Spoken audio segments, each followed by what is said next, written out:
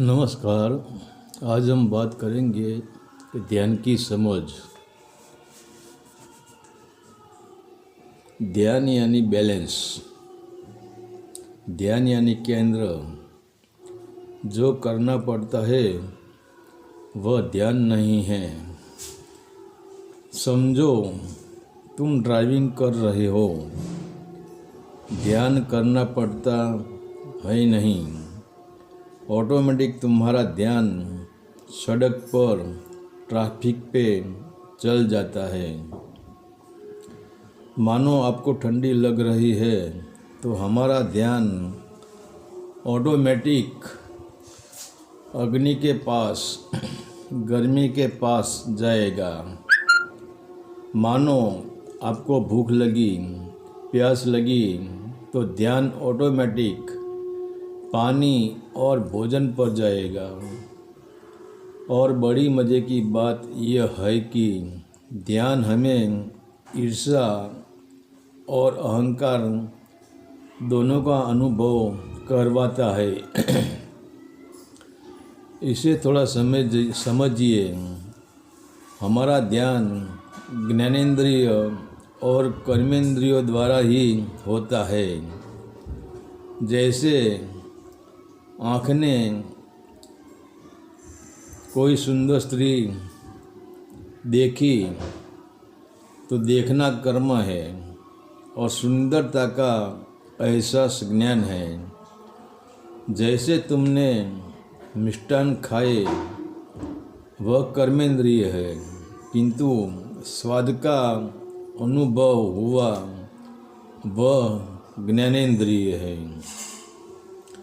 नाक ने सुगंध ली वह कर्मेंद्रिय है, मगर सुगंध कैसी है, सुगंध है कि दुर्गंध, इसका अनुभव ज्ञानेंद्रिय है।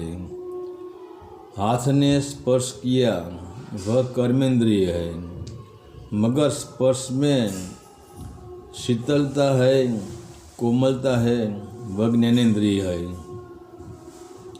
तो ध्यान, ईर्ष्या और आनंद कैसे बन सकता है?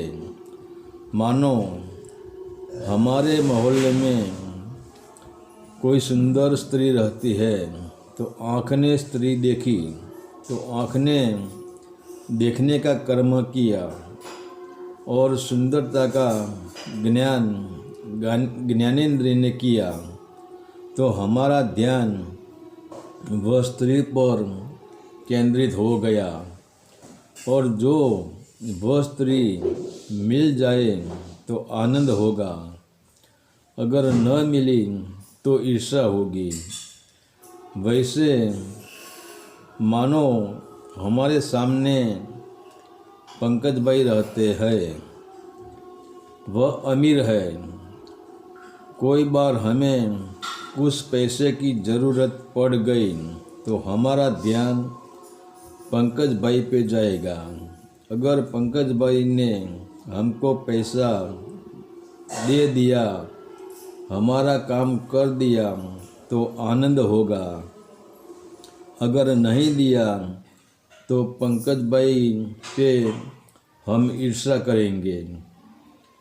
तो आजकल जगत में संबंध नया नया बनते हैं, संबंध टूटते हैं और दुख उत्पन्न होता है। एक दूसरे के प्रति राग द्वेष पैदा होता है।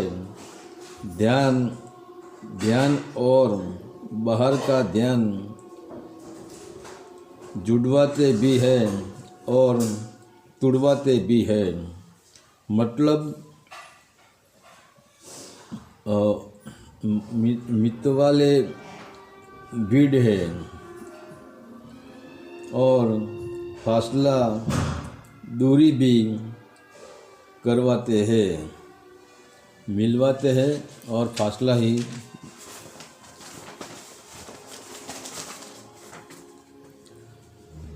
मान लो तुम्हारे भीतर कहीं प्रश्न पड़े हैं तो तुम्हारा ध्यान गुरु पर जाएगा कि चलो इसको गुरु बना दूं। तो मेरे सब प्रश्नों का समाधान भी हो जाएगा और इसकी कृपा हम पर बरसेगी। तो तुम गुरु के शरण चले गए। अगर जो आपको हर प्रश्न का समाधान मिला तो आनंद यानी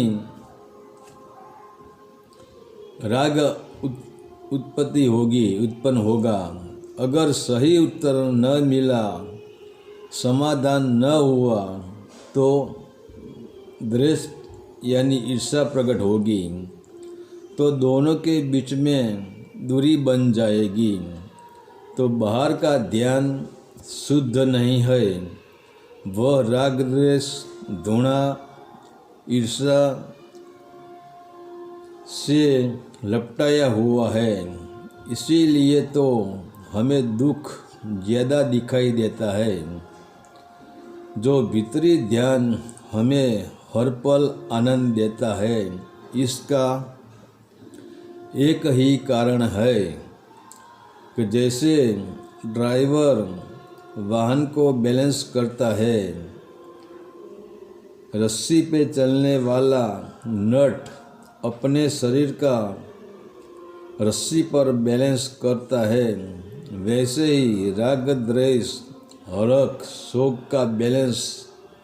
जैसे हारा हूँ तो मैं नहीं हारा हूँ, तू हारा है, और जीत मिली है तो यह जीत भी मेरी नहीं है। तू ही हारता है, तू ही जीतता है। अगर हम जीत और हार यानी विजय और पराजय हमारे सिर पे रखेंगे तो दुख सुख होगा, राग द्वेष होगा, तो न हार हमारी न जीत हमारी। तो क्या होगा?